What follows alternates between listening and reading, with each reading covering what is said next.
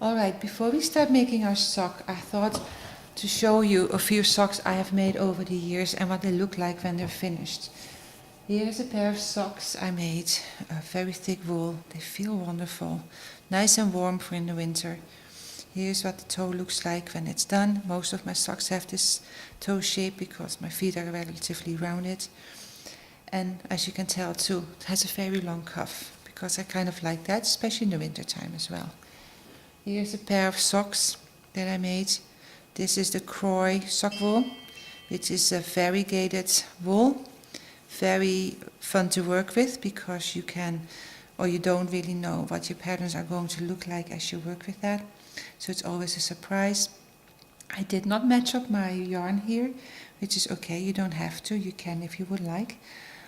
It looks amazing when you have a pair of socks that is very well matching. See, this here looks like it's matching somewhat, right?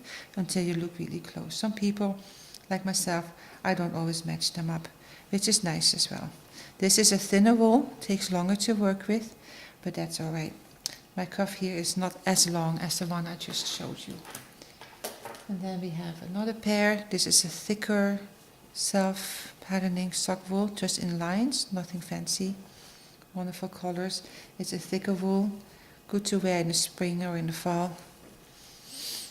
Then we have this one. I made this pair of socks several times. Some of my friends wanted this sock because of the soft blue coloring. Also self-patterning. Very soft, wonderful to wear. Cuff is relatively long. And we have this pair of socks. Now these look really skinny, don't they? And yet they fit me just fine. This is very thin wool, self-patterning as well, slightly matched up. But when I put it on, it stretches just right enough that it fits my foot. And my book will tell you how to start and measure the thickness of your feet. This pair of socks I made, I think, probably 5 years ago now. The most comfortable socks I have. Very warm, very soft. Again, around the toe. This cuff here is not as long as you can tell. Sometimes your cuff that you knit is determined by how much wool you have left over, right? Or how much wool you're buying. This is my Nordic sock. Here's the other one. Again, the rounded toe. Fun to make. 2 different balls of wool, the white one and then the variegated colored ball of wool. I used a pattern, as you can see, in making this. So even though I used the colored variegated, it didn't show me the pattern it would have made if I had only used a ball of wool, but it still comes out in the work of the sock. Alright, let's start. I'm going to use a needle 5. This is a bamboo needle. It comes tapered at the end with a hole in it. And I'm going to use wool East tonal. And it has a label thingy on it. It says worsted size 5. So for the purpose of this lesson, I'm using a thicker wool, so the project will go a little bit faster. But that doesn't mean that you cannot use thinner wool. We're going to cast on our stitches first.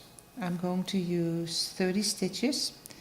I'm going to put quite a bit of string that I need for this way of casting on, because I don't know how many I'm going to end up using. Make a slip knot. There's different ways of making a slip knot, so I'm doing mine this way. I twirl it around my finger twice, pull it over again, but this time all the way. The terminology of slip knot is like when you pull on the yarn that sits at the ball, it tightens. You slip knot. When you pull on the string that's the shorter ends, it loosens your slip knot. Take it off your finger, hook it on your needle, and we're going to cast on our stitches. The way I cast on my stitches is a different way from some other methods you can use, but it is the best way for making the cuff of your sock, because it doesn't tighten it, it keeps it nice and loose. Here's the shorter string, keep it closer to you, the ball string. Put your thumb and forefinger in between the 2 strings. The 3 leftover fingers, grab the remaining string so you have a good grip on it and it's under control. Bring your needle to the front and have the loop. Now we're going, it's a 4-step process to do these stitches.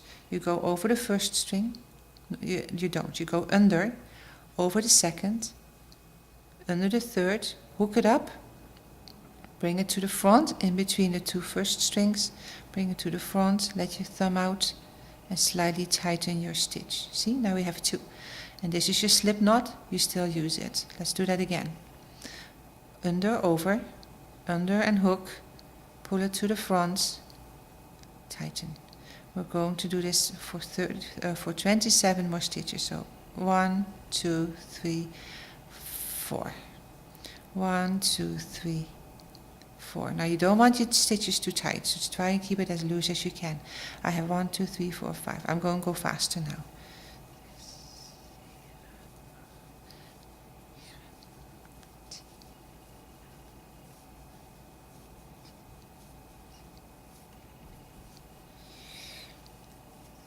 It's okay if you have to adjust your fingers. 17, 18. Sorry, I count in Dutch. Okay, this is 20 stitches. 10 more.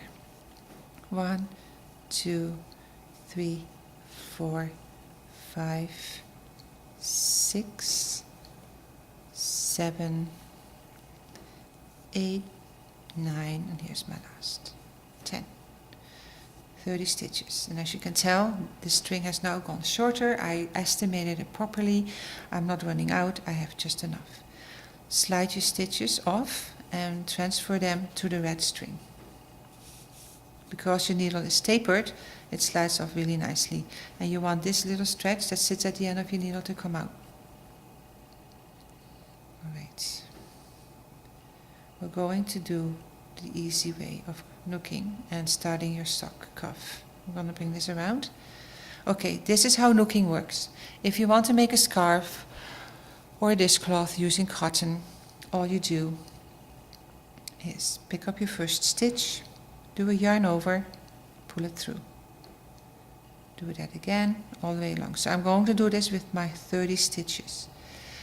Similar as with knitting, sometimes the very first row of your cast on can be slightly tighter, and that happens with the nooking too. So when that happens, just have your nail grab your stitch so that you can nook it. We're going to make a sock. Let's see how big it gets actually. Because this is very thick wool, I only need 30 stitches. If I were to make a pair of socks with wool like this one, which is thinner wool, and it would be a pair of socks for myself, I would almost need 60 stitches. So depending on the thickness of the wool, you have to adjust your stitches count. I'm halfway. My needle is getting full, but I am going to see if I can put all the stitches on. No, I'm actually not going to do this. So one thing with nooking is you have to transfer your stitches from your needle to the red string. So I'm going to do that right now. Before I knit the next stitch, take the yarn, the string out, pull it, watch, see what's happening. Hang on, oh no, wait a moment. Forget about that. See, I don't cast on like this and start like this, so I am going to continue. Let's do it this way. I gave away a little secret there. Usually when I make a sock from the cuff down, I crochet my stitches and then I tie the back end of my stitches to the front and I start crocheting in the round right away. And then I have to transfer my stitches like I was trying to do just now in order to free up space on my needle. But this is for a beginner, this is the easier way to get started. And then you're going to have a little bit of a thicker edge before you tie the two ends together, which is less confusing. Alright. So put all the stitches on your needle. I was about to pull the red string out again, And if I had done that, what would have happened? It comes out from here, and then it goes this way, and I would have these 3 stitches hanging by themselves before I actually crochet them. So I stopped myself from doing that. And then you would have to pick them up, and you might lose them, and then it's like, oh no. Here we go. I did all 30 stitches. Now I'm going to pull out the red string. And you can see it. Let me see it disappearing. See? You need to do this in order to slide your stitches off onto the red string, which is now coming out at the end here. There. Now you can already see the stitches are moving themselves off. So now I'm transferring them all onto the red string. See that? All right. This is the back side of your sock, or the inside part. Here's your front. Now we're going to tie the 2 ends together. We just finished. This is the last stitch. This was your first stitch. Bring the 2 ends together. The nicer side of your sock has to be on the outside. Take your crocheting yarn and hold your work in your hand like this so that you have it under control. Right now this is an open gap. This was the last stitch you did. Here's the first one you did. Do the first one again. Yarn over and knook. And now we're going to go around, because now you tighten it up in a circle, see? Knook an X amount of stitches, and then I will show you what you do with the red string, because now it's going to work just fine. So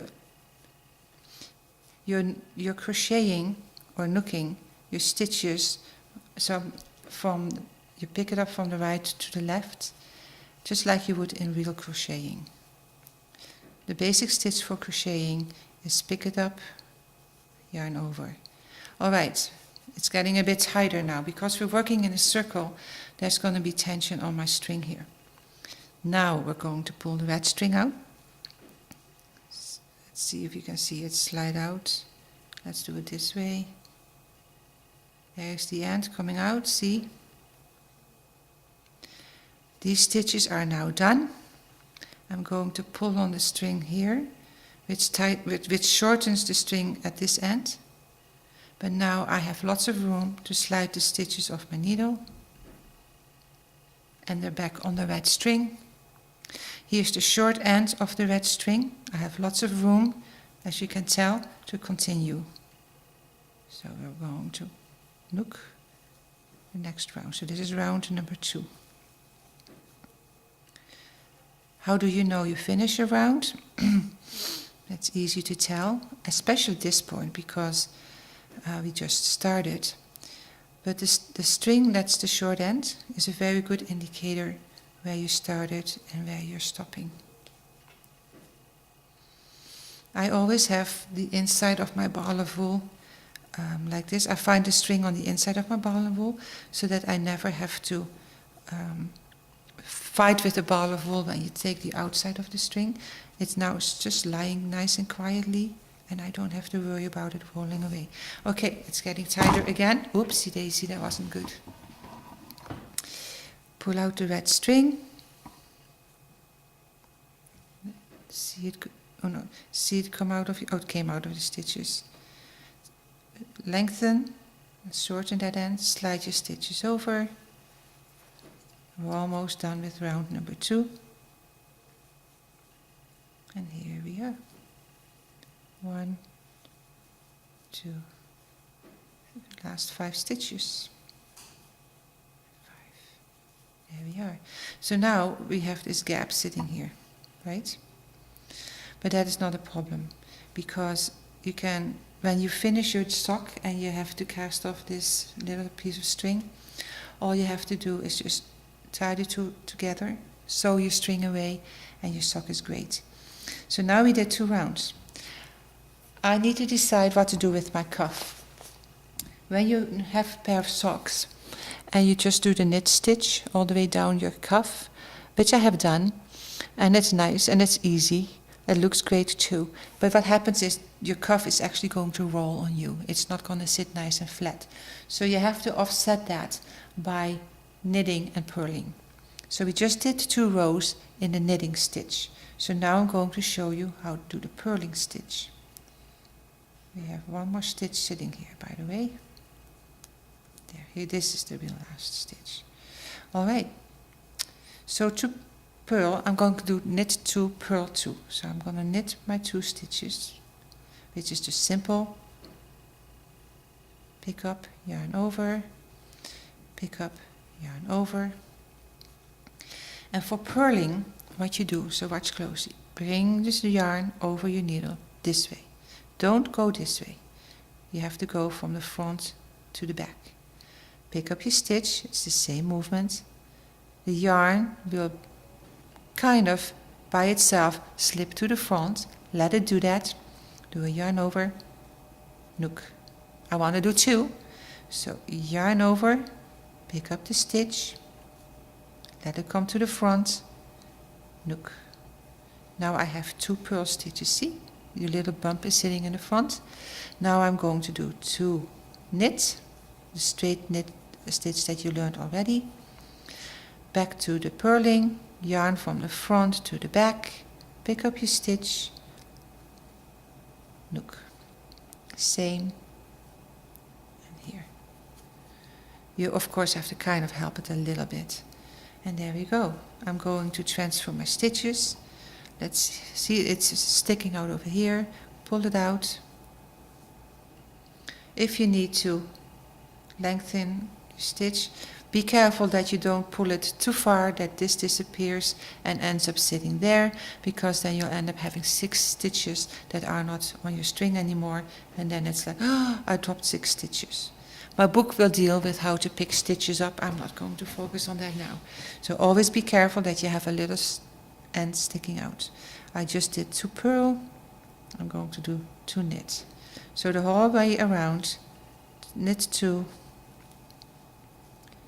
purl 2.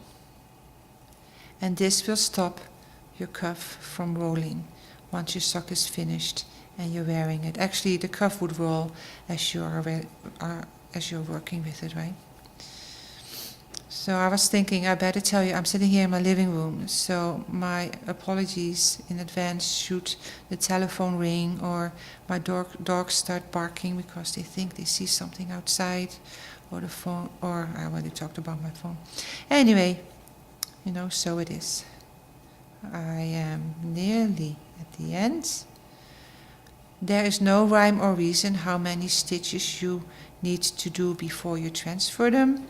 Sometimes I keep going for as long as I can, which is possible. And as you can tell, I have a lot of stitches sitting here already, but it's getting a bit too much. So I'm going to transfer them. Pull out the string. See, watch the little short end here. There it goes. Here it is. I'm going to slide them off. I did not yet shorten this, so this is the other way of doing it. You just pull, and there you go. Now this is nice thick wool. This is very silky string, and so it slides really easier. When you make socks that are thinner wool, you have thinner needle and possibly a bit more thinner string to work off from. It sometimes gets a bit tighter, but that can be fixed as well.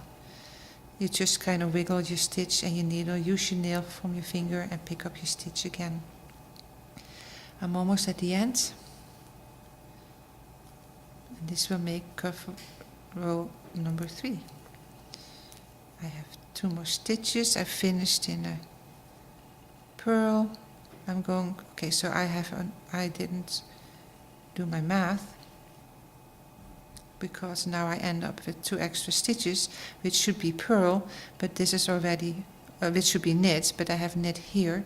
So I'm going to cheat just a little bit for all intents and purposes and add the last stitch to the ones here in the front and knit the 3. There, and we are on. So here now you see the gap. The beginning and the end. When you work this away, you just sew it nicely and you won't tell. Okay, so we're going to keep going, and I'm going to keep talking if you want to, I wasn't thinking, when I prepared this in my head last night, lying awake, I was thinking, okay, 30 stitches, I have to do a pattern of 1 and 2. So 1 knit, 2 purl, or 2 knit, 1 purl. Forgot about it, so now I'm doing 2 and 2. But as you can see, we talked about it just now, I have a 3 and a 6 here, but that's okay. No big deal. So we're going to go back to 2 purl, 2 knit, 2 purl, and as we go along, keep going. I'm going to keep the camera running. Now, if you are overwhelmed right now and I'm going too fast for you, pause my video. Take your time working on your knitting stitches and your purling stitches. You know, just hang in there, work at your own pace.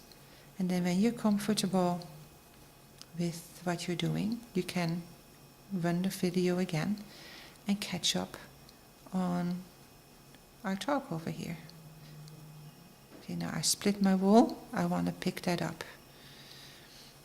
I'm going to make a sock with a shorter cuff.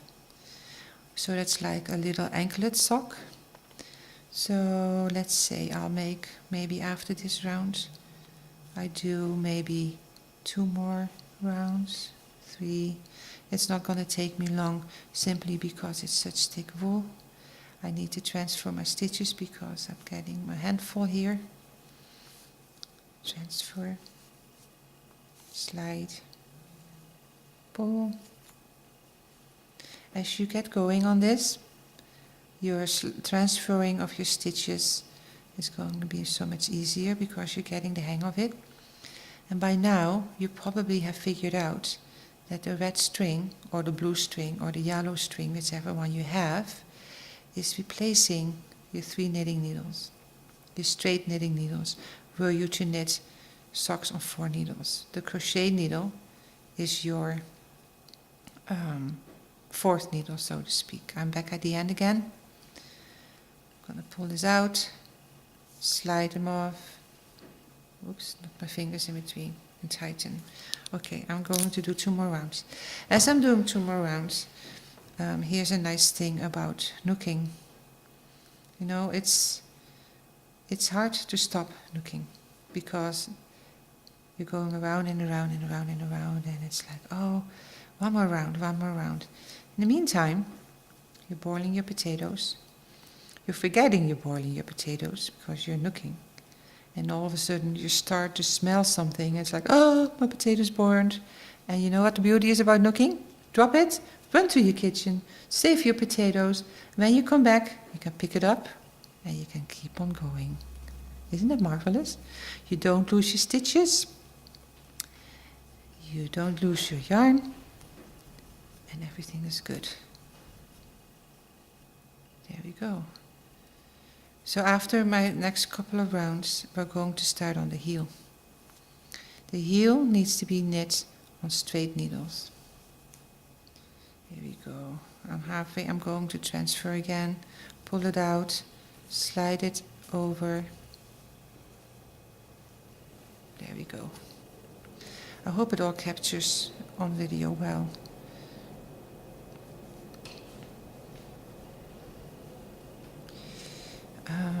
The heel needs to be knit on straight needles. When I used to knit socks on 4, I decided I didn't like it. I liked it enough, but not enough that I wanted to make socks for the rest of my life on 4 needles. I decided to crochet needles. No, I didn't. I decided to crochet socks. So I made a pair of socks. I discovered the pros and cons in regards to the stitches you use, in regards to sizing and looks and things, and I thought, you know what, I don't like crocheting socks. As I was still crocheting socks, I discovered How to Knook, the How to Knook book, bought it, practiced, a light went on. I'm thinking, I know how to knit socks, I know how to crochet socks, I wonder if I can knook socks. And that's been the beginning of the end. So this is the result. So you're nooking the socks in the crochet way. You need to knit the heel on straight needles. Of course, when I crocheted socks completely, you didn't have to use knitting needles. but it's going to be the system of crocheting socks that will determine how to do the heel and turn the heel, and then the rest is knitting the or nooking the socks the knit way. So it's a combination of knitting socks, nooking socks, and if you have experience with Tunisian crocheting, whereby all your stitches stay on your needle, and then you turn it around and you nook them or you crochet them off again, there's a little bit of Tunisian crocheting in the nooking, as you can tell, because right now I have my stitches still sitting on the needle. There are people who knit socks on 4 needles all the time, and when you watch them, they're incredibly fast. And for them, nooking socks perhaps is too slow. So it's not for everybody. But if you know how to knit socks and you have crocheted socks, you now have a third way of making socks, and which is all a combination of the 3 different methods. I'm going to transfer again. All right, slide them off. And I will finish this round and then we'll do the heel. Usually with the heel, you take about a quarter amount of the stitches you have and use that for your heel stitches.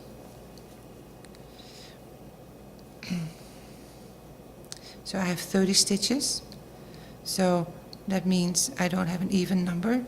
For 30 divided by a quarter is either 8 or 7. On either way I have 2 stitches too much or 2 stitches not enough. So I think I'm going to use 8 stitches for the heel, because you do want to have your heel well covered. And 1 stitch more or less is not a big deal. Here we go, we're back at the beginning. Here's my last one. Alright, I'm going to pull out the string, but I'm going to, oh dear, not again. I'm going to keep my nook needle on the stitches. So now we're going to take the knitting needles, and I'm going to use the 8 stitches instead of 7. So I'm going to count 8 stitches away from the nook needle. 2, 3, 4, 6. That's over here. So these are my 8 stitches. Take your needle, and the 8th stitch you count will be your first right now as you transfer. So work your way back towards your nook needle. The reason being that if you picked up these 8 stitches starting on this end, your yarn is right here. So if your needle is facing this way, you would have to go like that, and that doesn't make sense. So I have 8 stitches on the needle. Pull out the red string from behind the 8th stitch, and there we go. If you know how to knit, go ahead and knit your heel for 7 centimeters. But make sure you do alternate slip, knit, slip, knit, slip, knit, okay? All the way along. If you don't know how to knit, this is how it works. Knitting might not be very scary if you've never done this before. So with the knitting, your yarn on the knit side of your work, your yarn is on the right side. When you nook, if you're right-handed, it's on the left side. So now it's on here, and it stays behind your needle. Take your left needle, actually it's your right needle, pick up your stitch from the front to the back. Your right needle is underneath your left needle. Take your yarn, wrap it around your right needle, work your needle through the stitch you picked up. As you do so, it picks up the yarn over you just did, and then slide it off. Alright? That's how knitting works. Because we're doing the heel right now, and we're going to do slip 1, knit 1, slip off the first stitch, pick up the second, yarn around the bottom needle, push your needle through the stitch, which takes your yarn, slide it off. So we have a slipped 1, knit 1. We slip the next stitch, knit the following one. Put it through the yarn from the front to the back, yarn over, pull it through. Slip the next stitch, knit the next one. From the front to the back, yarn over, push it through. Slip the next stitch, knit the last one. So step 1, step 2, step 3, step 4. I knit it in a knit stitch in my first row. Now we have to go back. I used to teach homeschool children how to knit, crochet, embroider, everything. The funny thing that happened was that one girl managed to knit her first row. I said, okay, now we have to do the second row. And she looked at me and she said, we have to knit again? It was too funny because she thought she was done her project. Now we're going back. It's on the inside of your sock or the back side, so it's slightly different. You roll this here, bring your right needle closer, put the yarn over top of your needle. It needs to stay there. Now we're going to slip the first stitch. You always slip the first stitch off, okay? I will tell you later why. On the way back, when you do the purl, you knit all the stitches, only slip the first one. Yarn is still in the front. Take your right needle, go from the right to the left, but stay in the front. This time your needle is on the top, not on the bottom. Now your left needle is on the bottom. Do a yarn around. Push your needle from the front to the back from your stitch and slide it over. Again, pick up your stitch, yarn over, push it to the back, slide off. 4 steps. Here we go. Oops. 1, 2, 3, 4. 1, 2, 3, 4. 1, 2, 3, 4. Of course, if you know how to knit and how to purl, keep going. So these are the 2 rows that make up knitting. Turn your work around. We're back to the front. We're back to the knit side. So slip off the first stitch, knit the second. And as you can tell, your needle is back on the bottom. Yarn around, push through, slide off. Slip the next stitch, knit the following.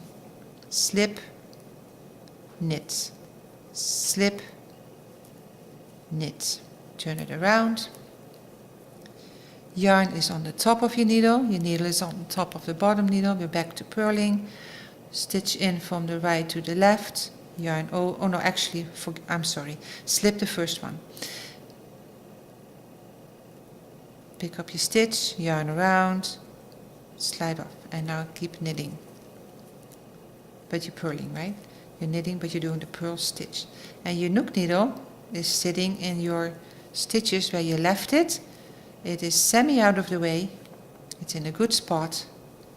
And you will use it later. We now did 4 rows. And I want you to keep doing this until you reach 7 centimeters.